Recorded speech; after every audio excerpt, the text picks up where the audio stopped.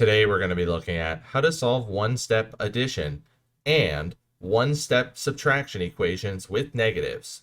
We have a couple of examples that we're going to work through together here, so let's get started.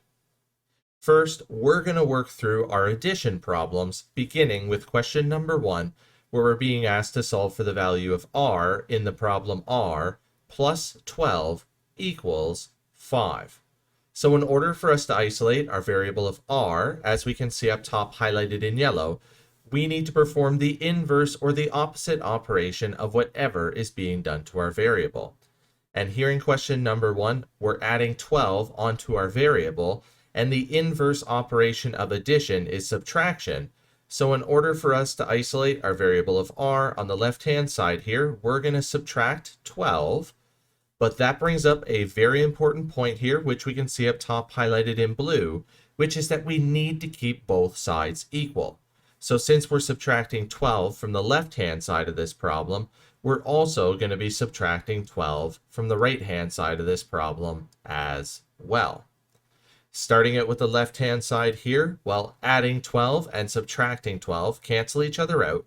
So now our variable of r is isolated. And then for the right-hand side, when we subtract 12 from 5, we're going to be decreasing in value. And when we subtract 12 from 5, we're going to get negative 7. So r is equal to negative 7. And if we want to double check, just to make sure that we have the correct answer here, we're going to plug in our value for r in our original problem.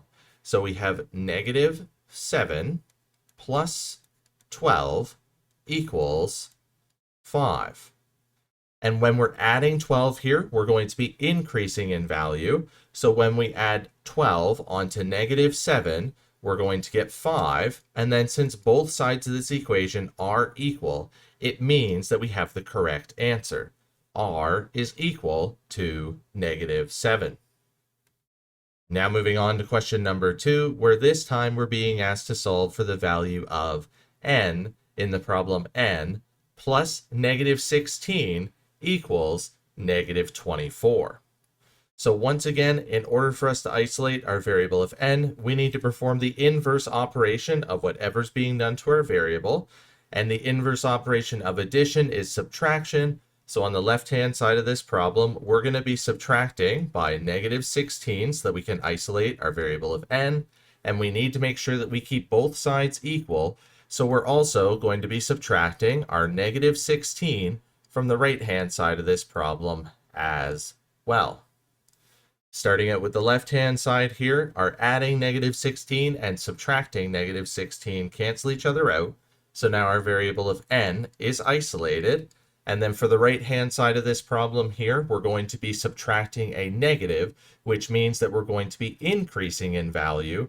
So when we subtract negative 16 from negative 24, we're going to be increasing in value.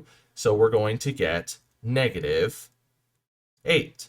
So n is equal to negative 8. And if we want to double check this, just to make sure that we have the correct answer here, we're going to plug in our value for n in our original problem. So we have negative 8 plus our negative 16 equals negative 24. So since we're adding a negative onto our negative 8, we're going to be decreasing in value. So when we add negative 16 onto negative 8, we get negative 24. And then since both sides of this equation are equal, it means that we have the correct answer. N is equal to negative 8. Moving on, now we're going to be covering how to solve one-step subtraction equations with negatives, beginning with question number 1, where we're being asked to solve for the value of r in the problem r minus 25 equals negative 36. So in order for us to isolate our variable of r, just like when we work through the addition problems, we need to perform the inverse operation of whatever's being done to our variable. And here we're subtracting 25 from our variable, and the inverse operation of subtraction is addition. So on the left-hand side of this problem, we're going to be adding 25, And then we still need to keep both sides equal. So we're also going to be adding 25 to the right-hand side of this problem as well. Starting it with the left-hand side here, subtracting 25 and adding 25 cancel each other out. So now our variable of r is isolated.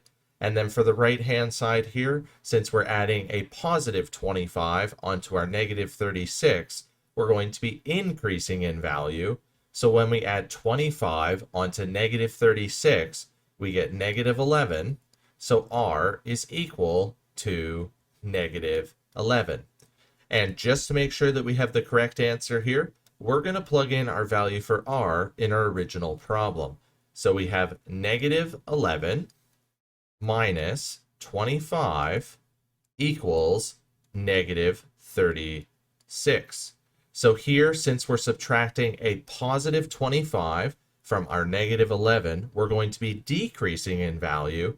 So when we subtract 25 from negative 11, we get negative 36. And then since both sides of this equation are equal, it means that we have the correct answer.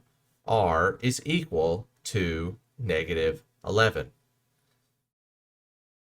Now moving on to question number 2, where this time we're being asked to solve for the value of n in the problem n minus negative 22 equals 3. So just like with all of our other problems, in order for us to isolate our variable of n, we need to perform the inverse operation of whatever's being done to our variable. And here we're subtracting negative 22 from our variable of n, and the inverse operation of subtraction is addition. So on the left-hand side of this problem, we're going to be adding negative 22 to cancel out that subtracting negative 22. And we need to keep both sides equal. So we're also going to be adding negative 22 onto the right-hand side of this problem as well. Starting out with the left-hand side here, subtracting negative 22 and adding negative 22 cancel each other out. So now our variable of n is isolated. And then for the right-hand side here, since we're adding a negative onto our positive, we're going to be decreasing in value. So when we add negative 22 onto 3, we get negative 19. So n is equal to negative 19. And just to make sure that we got the correct answer here, we're going to plug in our value for n in our original problem. So we have negative 19 minus negative 22 equals 3. And here, since we're subtracting a negative, we're going to be increasing in value. So when we subtract negative 22 from negative 19, we get 3. And then since both sides of this equation are equal, it means that we have the correct answer. N is equal to negative 19. And if you're unsure of why it is that some of our answers were positive and some of our answers were negative numbers, then I encourage you to pause this video and take a look at some of the video links in the description below, where we go over adding and subtracting both positive and negative integers in a lot more detail. So hopefully by now you understand how to solve one-step addition and one-step subtraction equations with negatives. Help make math less complicated by smashing those like and subscribe buttons. As always, enjoy today's math journey.